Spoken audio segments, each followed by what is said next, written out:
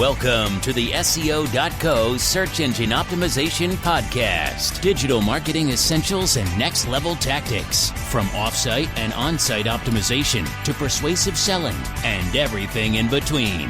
You'll learn actionable tips on what it takes to outright and outrank your competition.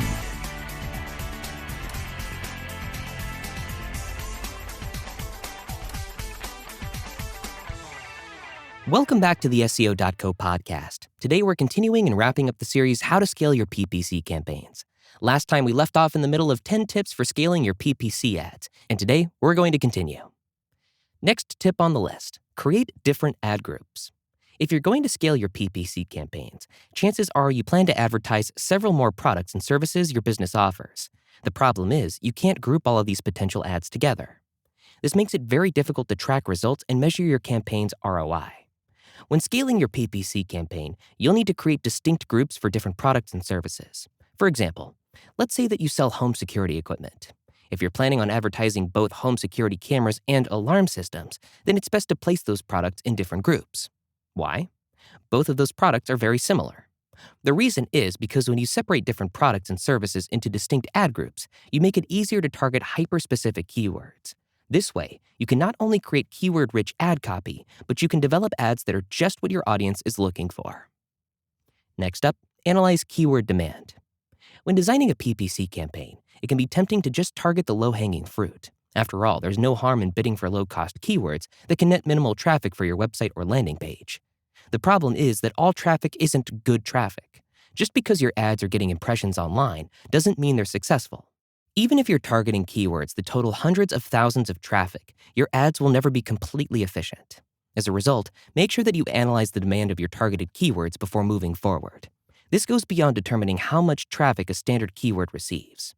You can analyze the demand of a keyword by using external solutions, such as WordStream, SpyFu, SEMrush, and Ubersuggest. Next tip, build keyword lists. Do you know how many keywords you're targeting? Are they organized accordingly so you can monitor their performance? If not, then you better get busy in establishing a keyword list. Google Ads already shows you a complete list of the keywords you're bidding for. Though if you plan to use any of the external keyword research tools mentioned before, you'll need to explore these keywords into a list. Next up, arrange your negative keywords. A major part of building a keyword list is deciding which keywords you don't want to target. This may not seem important right now, but you could possibly be wasting money on irrelevant keywords that won't net any bang for your buck. If you're attempting to scale your PPC campaign, the first step is analyzing areas where your ad budget is being wasted. Here are some effective ways to optimize your ad spend by creating a list of negative keywords. 1. Use Google Keyword Planner. This tool is capable of discovering any negative keyword that could be inhibiting your campaign. 2. Run regular SQRs. By performing consistent search query reports, you can observe all of the keywords people are using to find your ads. If you see any keywords that are completely irrelevant to your business, add them to your list. And 3, know the difference. There's a strong difference between negative keywords and poor performing ones. If a keyword just isn't working well for your business, you should place it in another campaign rather than deeming it irrelevant. Next tip, perform consistent competitor analysis. If you're going to be successful in scaling your PPC campaigns, you'll first have to spy on your fiercest competitors and understand how they're structuring their campaigns. In fact, this is one of the most important steps of building a PPC campaign in the first place. Competitor analysis is the crux of both SEO and paid search. The good news is that there are several tools available to get a sneak peek into the campaigns of your competition. Auction Insights via Google Ads, SpyFu, SEMrush are all great tools to utilize this regard. Next, optimize your ad copy. Don't fall into the trap of spamming keywords into your ad copy and headlines just to improve its quality score. While your ads will appear for relevant searches, it will fail to compel potential customers to click. Remember, ad copy is for people, not search engines. Make sure you're communicating clear and concise information to your target audience, such as your offer, contact information, and buzzwords, such as buy now. The important thing when writing ad copy is to always write for the end user. Lastly, nail the CTAs.